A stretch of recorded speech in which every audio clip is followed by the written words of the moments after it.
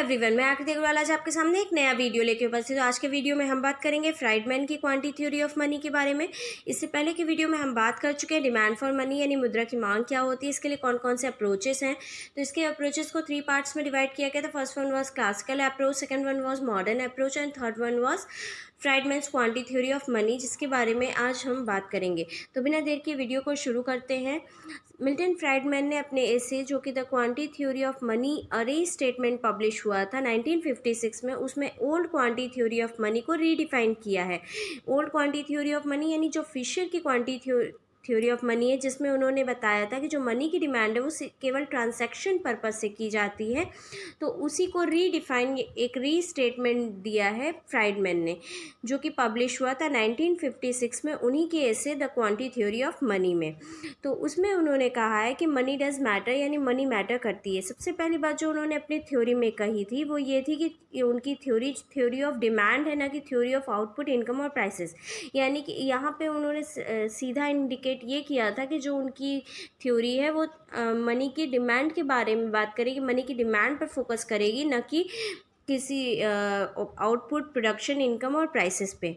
दूसरी चीज़ जो उन्होंने कही वो ये कही कि उन्होंने मनी के 2 तरीके की डिमांड की बात की है।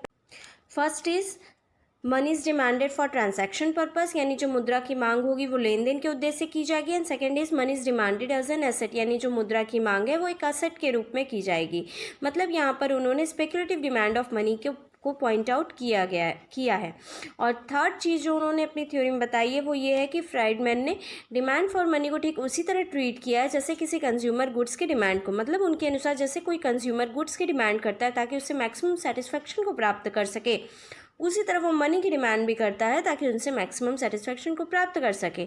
फ्राइडमैन ने किसी भी इंडिविजुअल की टोटल वेल्थ या टोटल इनकम को 5 पार्ट्स में डिवाइड किया गया है। मतलब फ्राइडमैन के अनुसार कोई भी इंडिविजुअल अपनी टोटल वेल्थ को इन्हीं 5 पार्ट्स में डिवाइड करके रखेगा। First one is money, second one is bond, third one is equity, fourth is physical और non human goods and fourth is human capital. यानी कोई भी इंडिविजुअल अपनी टोटल वेल्थ को इन्हीं 5 पार्ट्स में रखेगा, और जो भी वेल्थ होल्डर है वो अपनी टोटल वेल्थ को इसी फॉर्म में डिवाइड करके रखेगा ताकि उनसे ज़्यादा से ज़्यादा यूटिलाइजेशन को प्राप्त कर सके। इस तरह से ह्यूमन कैपिटल के अलावा जितनी भी वेल्थ है वो रेट ऑफ इंटरेस्ट देती है, और रेट ऑफ इंटरेस्ट से उनकी अमाउंट का मेजरमेंट किया जा सकता है। अब उन्होंने डिमांड फॉर मनी के लिए भी 4 फैक्टर बताए हैं कि जो ऐसे 4 फैक्टर हैं जो कि डिमांड फॉर मनी का निर्धारण करते हैं, यानी मुद्रा की मांग का।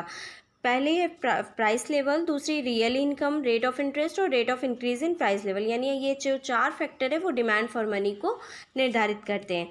जो फ्राइडमैन की restatement quantity theory of money है वो ये बताती है कि जो मनी सप्लाई है वो इंडिपेंडेंट वेरिएबल है, यानी एक मॉनेटरी अथॉरिटी या किसी देश का जो सेंट्रल बैंक है वो मनी सप्लाई में चेंज कर सकता है इकोनॉमिक स्टेबिलिटी लाने के लिए, जबकि डिमांड फॉर मनी स्टेबल है। मतलब जो मनी लोग कैश या बैंक डिपॉजिट के रूप में रखना चाहते हैं वो उनकी परमानेंट इनकम से रिलेटेड है। यदि central bank money supply increase करता है सिक्योरिटी को खरीद कर, तो लोग सिक्योरिटी को बेचेंगे जिससे उनकी परमानेंट इनकम बढ़ेगी। फिर वो अपनी बड़ी इनकम को या तो गुड्स और सर्विसेज को परचेज करने में स्पेंड करेंगे या फिर एसेट को खरीदने में। तो ये स्पेंडिंग उनकी मनी बैलेंस को कम कर देगी और फिर से उनकी जो इनकम होगी वो नॉमिनल लेवल पे आ जाएगी। इसके विपरीत की कंडीशन अगर देखें तो सेंट्रल बैंक सिक्योरिटी को सेल करके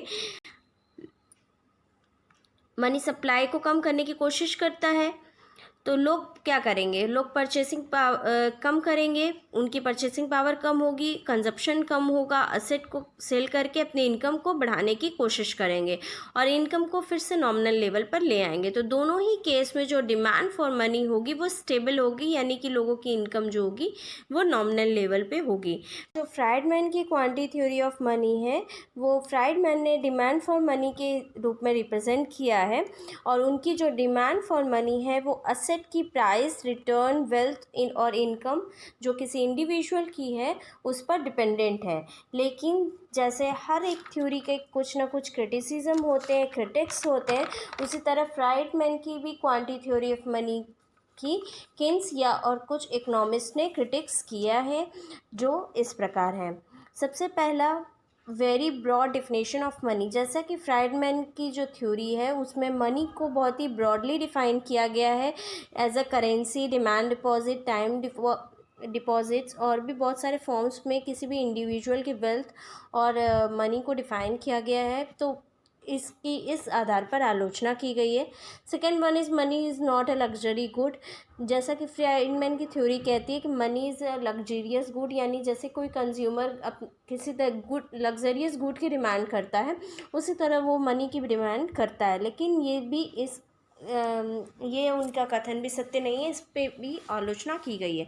third one is money supply is not an exogenous, यानी कि जो मनी सप्लाई है वो एक आउटसाइडर फैक्टर इनकी थ्योरी में मान लिया गया है। मतलब कि एक मॉनेटरी अथॉरिटी है रिजर्व बैंक ऑफ इंडिया जो कि मनी सप्लाई को कंट्रोल करता है और मनी की डिमांड को डिपेंडेंट वेरिएबल बता लिया गया है। इस आधार पर भी इनकी आलोचना की गई है।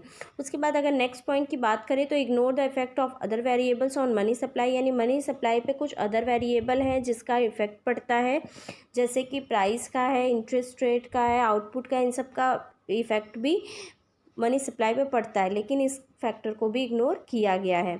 उसके बाद में लास्ट पॉइंट की अगर बात करें तो does not consider time factor, यानी कि फ्राइडमैन ने अपनी थ्योरी में किसी भी टाइम फैक्टर की बात नहीं की गई है कि उनकी थ्योरी किस टाइम फैक्टर में काम करेगी, लॉन्ग रन, शॉर्ट रन, इन सभी के बारे में कि कोई भी बात फ्राइडमैन की थ्योरी नहीं करती है। तो आज के वीडियो में बस इतना ही। For more search interesting video बने रहिएगा मेरे इसी चैनल पर और लाइक एंड सब्सक्राइब करना मत भूलिएगा। Thank you, bye bye.